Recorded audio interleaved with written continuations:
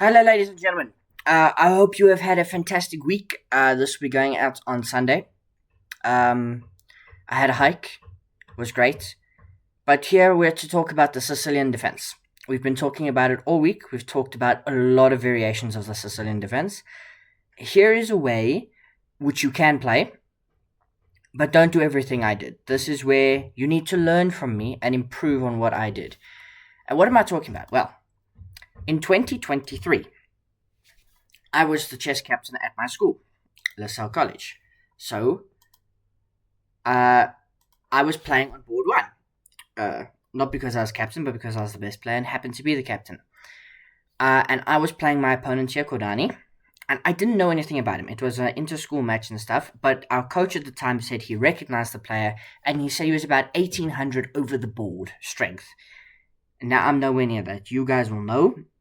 My current over the board rating, I think, is about 1300. I am underrated because I've just started, but should be nowhere near his level. But I'm going to show you a lovely variation in the Sicilian to fight against how good it is. So, I played e4, and he played c5, Sicilian. This is why I'm showing you the game. And here, I played knight to c3, the closed Sicilian defense. Why do I play this? Because I really didn't like what I was getting online in my preparation stuff in open Sicilians.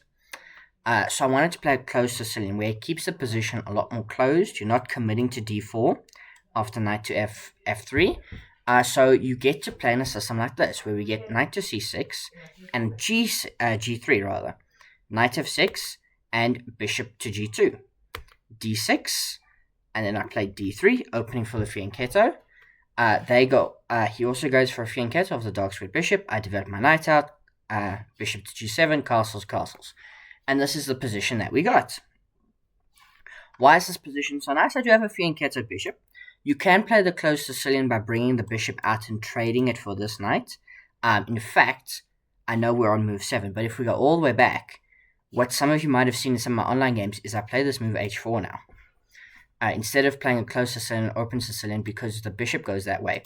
Or you could play after knight c3, a Grand Prix attack with f4 immediately, and the bishop goes out and trades itself, because it doesn't end up with a lot of good squares, because you play d3. But as I said, I went for this fianchetto setup. We had bishop to e3, and knight to g4, which is a slight inaccuracy, but this move really irritated me, because I was like, I probably should have played h3 first to disallow this move. I think I should make the arrows blue.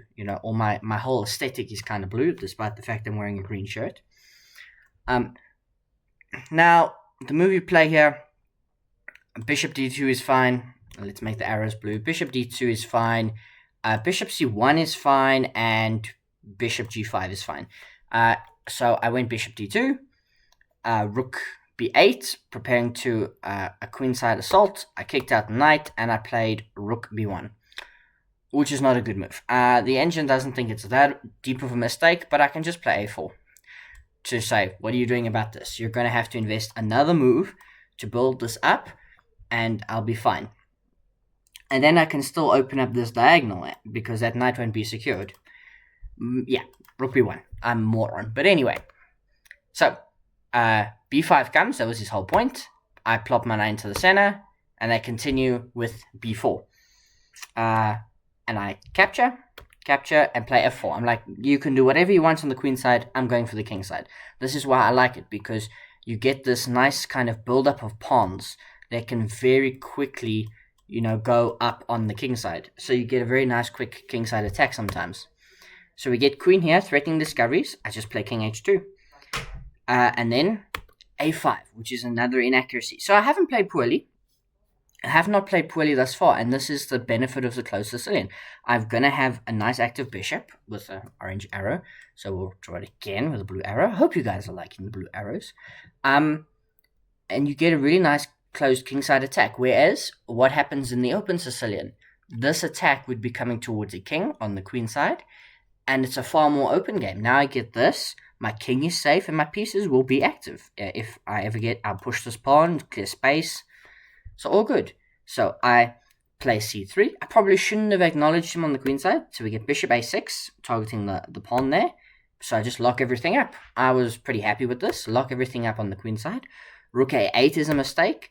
I dropped my knight back because I wanted to go to c3. Inaccuracies, but no genuine mistakes from either of us. A couple of inaccuracies. He continues on the queen side, and then I bring my knight to f3. I was pretty happy with this. Pretty happy with where it was going. The bishop moves over, and yeah, g4. He pushes, and I close everything down. So now what do you have as black? I'm getting ready for a kingside attack. I can bring my queen, my rook, bring the other rook. You've got nothing on this whole side of the board. There's nothing for black. You've got this pawn break, but it's impossible at the moment because I still have all my stuff staring at there, and I'm going to go for f5. Knight a5. And now I'm slightly better. But I make a silly mistake, bishop e1, and here, knight takes c4. A genuine mistake, as I nearly break my keyboard. Because it's just not a good move. Why is it not a good move? Because you're sacrificing a knight. To be fair to him, the only winning move here is pretty straightforward. It's taking the knight, and he grabs on e4, attacking my rook. And here, the best move is to leave the rook to hang and play queen c1, knight d2, or you can play rook f2 as well. So swing my bishop out, which I realized my coach said he was happy with this move, but this will be a common theme in my games. Calculation. Takes my rook. Now, very, very important. I should take this first. Because this is not a problem. It's defended. And even then I'll have this bishop and I'll be better. But I took on f6. After they took my rook, I took on f6. And it's a mistake because they get this move. They get to hit my queen, and when I move out the way, they take the bishop. And now I'm down. I'm down in exchange, and I'm down 2 pawns. So I'm down 4 points of material, which is not good. And when a player this good gets up that much material, it is always going to be bad, as we are forced to trade bishops. He brings in the rooks, and I have no choice, really, to do anything. Check, king comes over. He doesn't have mate, because my knight guards. Queen swings in, and he very professionally put me away. Rook takes e1, and I resigned because I'm just losing my queen. I tried my best to play, but yeah, this will be completely the end of the game. And yeah, that was a very quick end of the game after I made bishop takes f6, which is a lesson learned. You can get this beautiful opening position, but you need to convert it, because go back here. Go back to this. Here. After the inaccuracy. It's 0.6. And I've probably got a better long-term position. If I play... Let's say I continue with my plan here. Okay?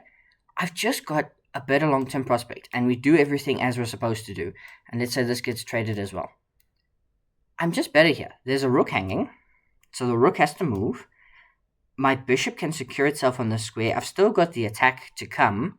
And my king is safe. Like, it's an equal position, but I've got the better long-term prospects. And this all spawns from this kind of closed Sicilian that we got here, where he went for queenside play. He committed to b4, a5. He pushed his pawns all the way down the board. He really tried to open up this bishop, but it was never a factor because, I played knight c3. We didn't end up going into like all of this with just skipping steps here. Takes, knight f6 here. We didn't go into this.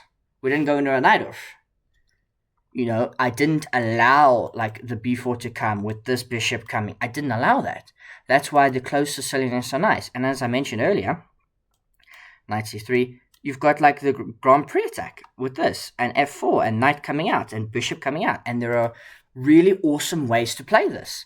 So I thought this video would be very instructive. It's using a game as a focus. So tell me what you think down below.